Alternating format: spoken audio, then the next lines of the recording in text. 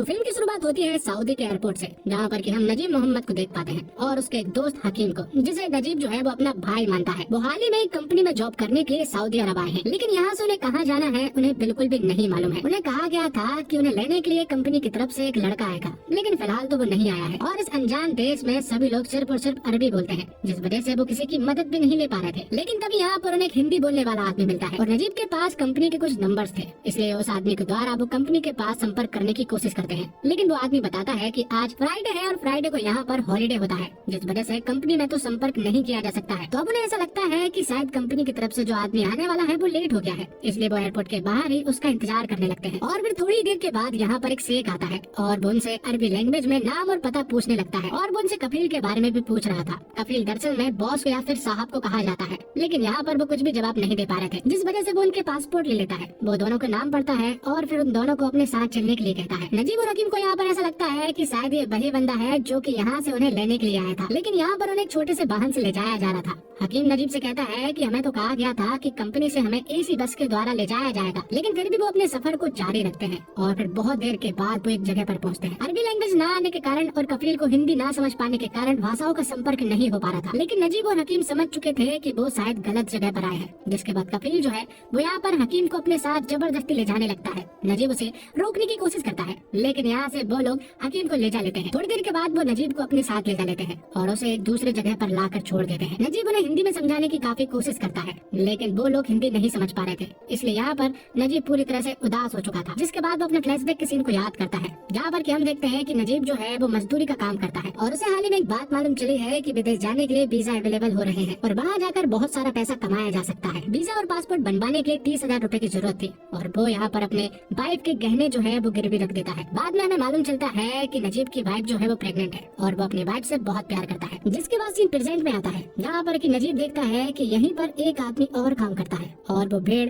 और ऊंट को संभालता है और यहीं पर रहकर इसी तरह से वो कफील की सेवा भी करता है। अब नजीब जो है वो कफील को भेड़ का दूध पिलाने के लिए जाता है और यहाँ नजीब उन्हें समझाने की कोशिश करता है कि वो कंपनी के लिए यहाँ पर काम करने के लिए आया था, उसे यहाँ पर गलती से लेकर आ गए हैं, लेकिन वो लोग उसकी बिल्कुल भी बात नहीं सुन पाते हैं क्योंकि उन्हें हिंदी समझ नहीं आती है। इसलिए नजीब हिंदी बोलकर सिर्फ और सिर्फ अपना टाइम वेस्ट कर रहा है। नजीब पूरी तरह से परेशान हो चुका था और फिर थोड़ी देर के बाद कफील जो है वो नजीब को खाना खाने के लिए बुलाता है। कफील उसे एक मोटी सी रोटी खिलाता है जो कि आधी कच्ची थी, लेकिन यहाँ पर नजीब जो है वो रोटी खा लेता है क्योंकि उसे भूख भी लगी थी। जिसके बाद वो उसी आदमी के पास जाता है जो कि भेड़ संभालता है। नजीब उससे मेन रोड के बारे में पूछता है। हमें मालूम चलता है कि ये बूढ़ा आदमी दरअसल में श्रीलंका से है और वो भी यहीं पर फंस चुका है, लेकिन ये बात नजीब को नहीं मालूम है। वो श्रीलंकाई लैंग्वेज में बताता है कि मेन रोड यहाँ से बहुत ज्यादा दूर है। और फिर फ्लैशबैक का एक और सीन दिखाया जाता है, जहाँ पर कि नजीब अपनी वाइफ से विदेश जाने की बात कर रहा होता है। वो कहता है कि विदेश जाकर वो बहुत सारा पैसा कमाएगा। कुछ दिनों के बाद वो विदेश जाने के लिए रेडी भी हो जाता है और यहाँ पर उसे हकीम मिलता है और उसकी माँ उसका ख्याल रखने के लिए कहती है। वो कहता है कि जैसे ही वो वहाँ पहुंचेगा तो सबसे पहले उसे कॉल करेगा। प्रेजेंट में नजीब जो है वो कफील को समझाने की काफी कोशिश करता है कि उसे यहाँ पर नहीं रहना है,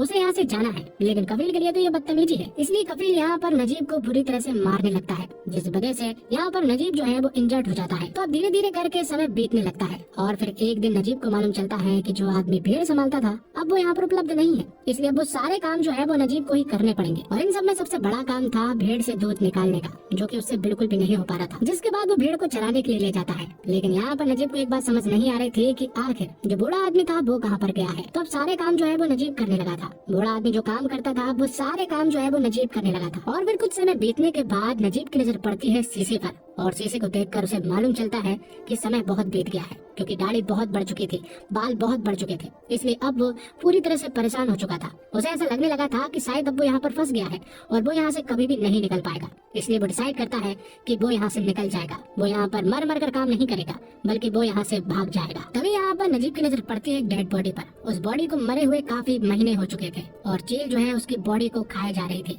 यहाँ नजीब को मालूम चलता है कि ये वही बूढ़ा आदमी है जो कि उनके यहाँ पर काम करता था, लेकिन तभी यहाँ पर अब वो डिसाइड करता है कि वो यहाँ से भाग जाएगा। वो दौड़ लगाना शुरू करता है, लेकिन साथ ही कफील ने उसे देख लिया था, जिस वजह से वो उसके ऊपर गोलियां चलाकर उसे रोकते हैं और यहाँ पर उसे बहुत मार कर उसकी एक टांग भी तोड़ देते हैं। नजीब को यहाँ पर इस तरह से मारा जाता है कि वो ठीक से चलने के लायक भी नहीं बचा था। इसी तरह से बहुत सारा समय बीत जाता है और अब तो उसकी आदत बन चुकी थी। और फिर एक दिन बहुत बारिश होती है, जिस वजह से नजीब जो है वो अपनी सारी भेड़ों को लेकर कुछ पहाड़ों के बीच में पहुंच जाता है। और फिर यहाँ से निकलने के बाद उसकी मुलाकात होती है हैं अपने छोटे भाई हकीम से। नजीब उसे देखकर पूरी तरह से इमोशनल हो जाता है क्योंकि उसे विश्वास नहीं हो रहा था कि हकीम अभी भी जिंदा है। लेकिन हकीम की हालत देखकर नजीब को यहाँ पर रोना आ जाता है और वो उसे कहता है कि हमने अपनी जिंदगी खराब कर ली और अब जिंदगी भर हमें यहीं पर रहना पड़ेगा। और फिर थोड़ी देर के बाद हकीम का कफील आ जाता है जिस वजह से हकीम को यहाँ से जाना पड़ता है।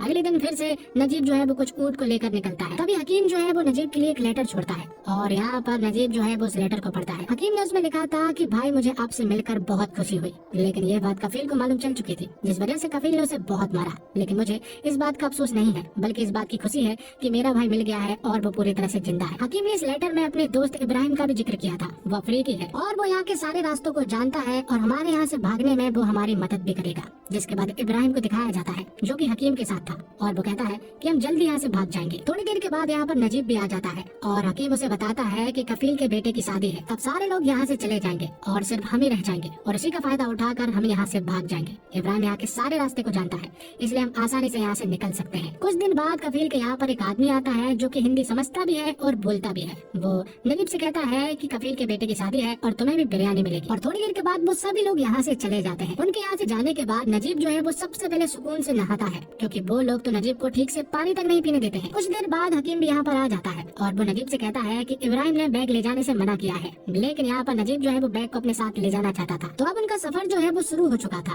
रात हो जाती है और रात को हकीम को बहुत जोर से प्यास लग जाती है और थोड़ी दूर चलने के बाद उन्हें बीच में एक टेंट दिखाई पड़ता है। वहाँ पानी का एक ड्रम भी रखा हुआ था जिस वजह से इब्राहिम उस ड्रम में से पानी लाने लगता है। लेकिन ये बात उन्हें पता लग चुकी थी तो वो लोग गोलियां बरसाने लगते हैं। लेकिन यहाँ से ये लोग निकलने में कामयाब हो चुके थे और अगले दिन से अपना सफर जारी रखते हैं। तो बहुत देर तक चलने के बाद हकीम जो है वो मेन रोड के बारे में पूछ रहा था। तो अब बहुत देर तक चलने के बाद उसे प्यास भी लग रही थी और तभी हकीम की नजर पड़ती है पानी पर। पानी को देखने के बाद तो वो पानी की तरफ दौड़ लगाना शुरू कर देता है। लेकिन पास पहुंचने के बाद उसे मालूम चलता है कि ये पानी नहीं बल्कि मिराज है जो कि डेजर्ट में अक्सर देखा जाता है कि होती रेत है पर लगता पानी। कुछ देर बाद रेत के अंदर से ढेर सारे जहरीले सांप निकलते हैं और वो एक या दो नहीं बल्कि बहुत सारे थे। इब्राहिम यहाँ पर नजीब को एक जगह पर खड़े रहने के लिए कहता है और वो सारे सांप जो है वो नजीब के ऊपर से निकल कर जा रहे थे। पल भर के लिए तो नजीब को हद से ज्यादा डर लगा था पर अब नजीब जो है वो ठीक से चल नहीं पा रहा था क्योंकि नजीब के पैर में छाले पड़ चुके थे। तब यहाँ पर इब्राहिम जो है वो अपनी जैकेट निकाल कर उसके पैर में बांध देता है जिससे नजीब को थोड़ी सी राहत मिलती है और फिर बाद में वो अपना सफर फिर से जारी रखते हैं। लेकिन हकीम की हालत पानी ना मिलने की वजह से बिगड़ती जा रही थी। किसी भी हालत में उसे पानी चाहिए था तो हकीम जो है वो चलने में पूरी तरह से असमर्थ था। इसलिए इब्राहिम जो है वो हकीम को अपने कंधे पर उठा लेता है। उसे बहुत जोर से प्यास भी लगी थी इसलिए इब्राहिम जो है वो यहाँ पर हकीम को अपना पसीना पिलाता है। और तभी रास्ते में हकीम की नजर पड़ती है कुछ बिल्डिंग्स पर। उसे ऐसा लगता है कि हम हमारे मंजिल की बहुत नजदीक है। उन बिल्डिंग्स को देखकर हकीम जो है वो पूरी तरह से खुश हो गया था और उन बिल्डिंग्स की तरफ यहाँ पर हकीम जो है वो दौड़ लगाना शुरू कर देता है। लेकिन ये सिर्फ और सिर्फ हकीम का वहम था और दौड़ते दौड़ते उसकी तबीयत और ज्यादा बिगड़ जाती है। उसके मुंह से खून निकलने लगता है और यहीं पर उसकी डेथ हो जाती है। और हकीम को इस तरह से मरता देख नजीब को बहुत ज्यादा बुरा लगता है क्योंकि वो हकीम को अपना भाई मानता था। थोड़ी देर के बाद यहाँ पर एक बहुत बड़ा तूफान आता है और ये लोग उस तूफान की चपेट में भी आ जाते हैं। लेकिन जैसे तैसे ये लोग उस तूफान से बच जाते हैं। वो दोनों तूफान से बच तो गए थे लेकिन हालात अब इतनी ज्यादा बुरी थी कि 2 कदम तक नहीं चले जा रहे थे। हालात अब बद से बदतर हो चुके थे और तभी यहाँ पर उन दोनों की नजर पड़ती है कुछ हरियाली पर और वो यहाँ पर भगवान से प्रे करते हैं कि यहाँ पर पानी जरूर होना चाहिए। वो जैसे ही उस हरियाली के नजदीक जाते हैं तो वहाँ उन्हें पानी मिल जाता है। पानी देखने के बाद उनकी आंखें तो ऐसी चमक रही थी जैसे अंधी आंखों ने रोशनी देख ली हो। वो तुरंत ही पानी के पास पहुँचते हैं और बहुत सारा पानी पीकर कुछ देर वही टाइम बिताते हैं। और इब्राहिम को यहाँ पर एक बोतल भी मिल गई थी जिससे उसने वो बोतल भी भर ली थी। तो अब ये लोग अपना सफर फिर से जारी रखते हैं लेकिन हद हो चुकी थी। ना तो ये लोग सिटी के पास पहुँच पा रहे थे और ना ही मेन रोड के पास। और जब अगले दिन की सुबह होती है और नजीब की आँख खुलती है तो वो अपने आसपास इब्राहिम को नहीं पाता है। उसे समझ नहीं आया कि आखिर इब्राहिम कहाँ गया। और इब्राहिम ने जो पानी की बोतल भरी थी वो पानी की बोतल भी उसने नजीब के लिए छोड़ दी थी। तो अब नजीब अकेले ही अपना सफर जारी रखता है। बीच रास्ते में उसे बहुत जोर से प्यास लगाती है जिस वजह से वो यहाँ पर अपना पानी पी लेता है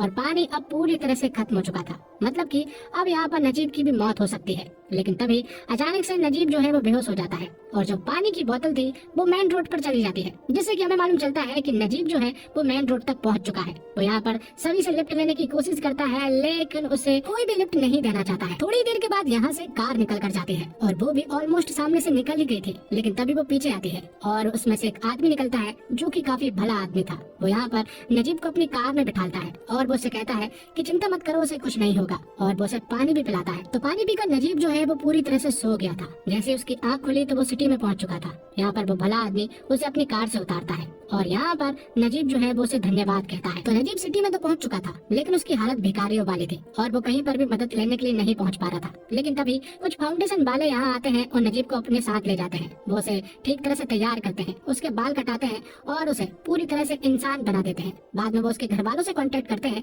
जैसे तरह से उसने नंबर बताया था तो लोगों ने नजीब के घर में कांटेक्ट कर लिया था। यहाँ पर नजीब जब अपने फैमिली वालों से बात करता है तो उसके आंखों से आंसू आ जाते हैं, क्योंकि इतने साल वो अपने फैमिली वालों से दूर रहा और अचानक से जब उसने अपने घर वालों की बात सुनी तो उसको रोना आ गया। वो अपने घर वालों से कहता है कि वो जल्द ही घर आएगा, लेकिन उससे पहले यहाँ पर नजीब का वेरिफिकेशन होता है। दरअसल पुलिस वाले चेक कर रहे थे कि नजीब का कोई क्रिमिनल रिकॉर्ड तो नहीं है, जिसके बाद अब नजीब पुलिस स्टेशन में था। तभी यहाँ पर नजीब की नजर पड़ती है यहाँ पर लगी कुछ तस्वीरों पर, और उन्हीं में से एक तस्वीर जो है वो इब्राहिम की थी और वो लापता वाले बोर्ड पर थी। जिसके बाद इस जेल में ही बहुत सारे कफील आते हैं। वो बारी बारी से आ रहे थे। यहीं पर एक आदमी था, वो यहाँ पर लोगों को बता रहा था कि अगर इन कफीलों ने तुम्हें पहचान लिया तो वो तुम्हें मार मार के यहाँ से लेकर जाएंगे और ले जाकर तुम्हें उस जगह पर पटक देंगे जहाँ से तुम भागे थे। थोड़ी देर के बाद जेल में और भी कफील आते हैं और वो अपने लोगों को पहचानना शुरू करते हैं। और तभी यहाँ पर नजीब की नजर पड़ती है अपने कफील पर। नजीब उसे देखकर छिपने लगता है। वो उसे देखकर पूरी तरह से डर चुका था।